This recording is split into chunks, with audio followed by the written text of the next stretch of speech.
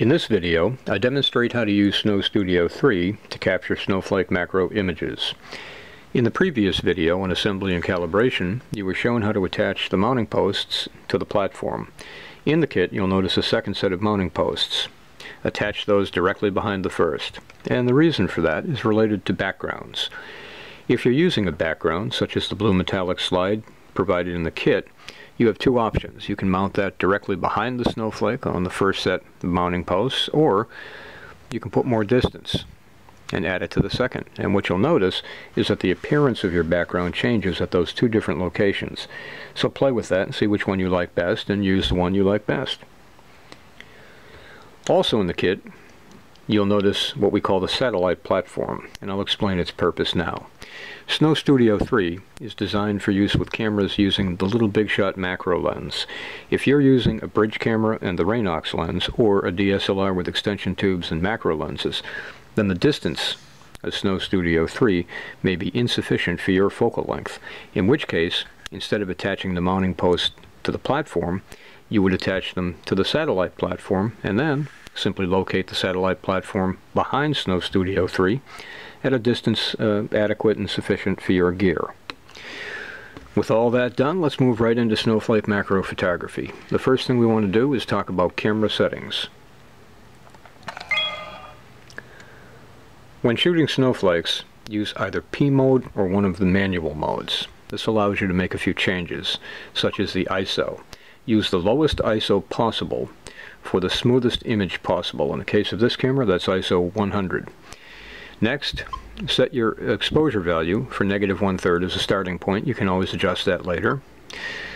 And then if you happen to own one of the recent Canon cameras, you're very lucky, because they have a new feature called Digital Teleconverter, and that's located by Menu, and then go to Digital Zoom and look at the options. Standard, Off, and then you'll see something 1.6, a value like 1.6, 2.0. Those are your digital teleconverter values. If you have digital teleconverter, use it. What it allows you to do is to use less zoom for higher magnification, and thereby extend your depth of field. It's a very useful tool.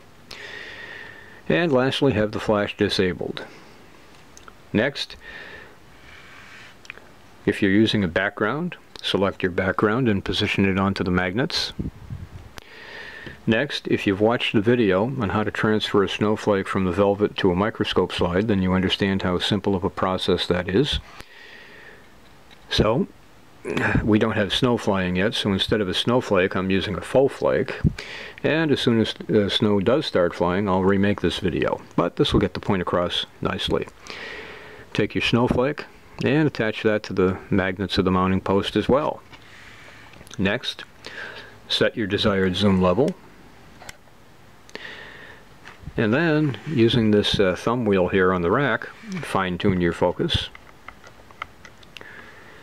Also, if you need to reposition the flake and get it directly in the center of the frame, that's easy to do with Snow Studio 3, because the magnet system allows that to be done easily. And in fact, sometimes snowflake orientation might want to be changed, so the snowflake might look better at a 45-degree angle. And again, the magnet system allows you to do just that. You can orient the flake any way you'd like.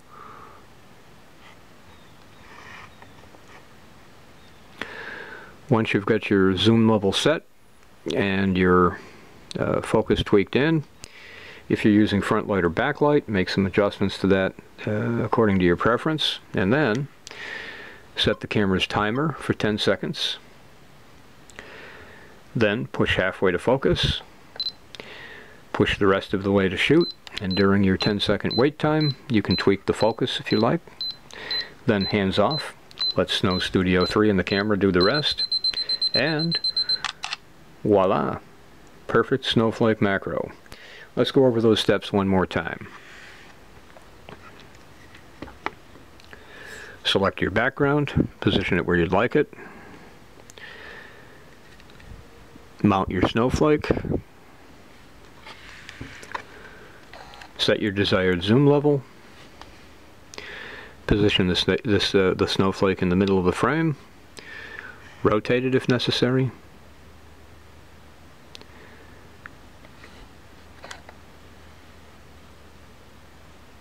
adjust your focus by turning the thumb wheel. Give yourself a nice sharp focus on your snowflake. Make sure the timer is set to 10 seconds. Push halfway to focus. Push the rest of the way to shoot. And during the wait time, if necessary, tweak your focus. Hands off. And a couple of seconds later, perfect snowflake macro. That's it. That's how easy it is to use Snow Studio 3. And check back again at the end of December, beginning of January for the video which uses actual snow. Now, before we go, I'd like to mention that it's a very good idea for you to join our Facebook group called Snowflake Macro Photography. In that group, you can share your photos, and you can learn new techniques on lighting and backgrounds and other techniques from other people using Snow Studio. And if you learn something new, you can share it with us. Mostly, if you're having any difficulty with snowflake photography, that's a great resource. You can get very fast and effective help to help you overcome your difficulties. And that's it. Hope you enjoyed the video. Hope you enjoy Snow Studio 3. I look forward to seeing your results.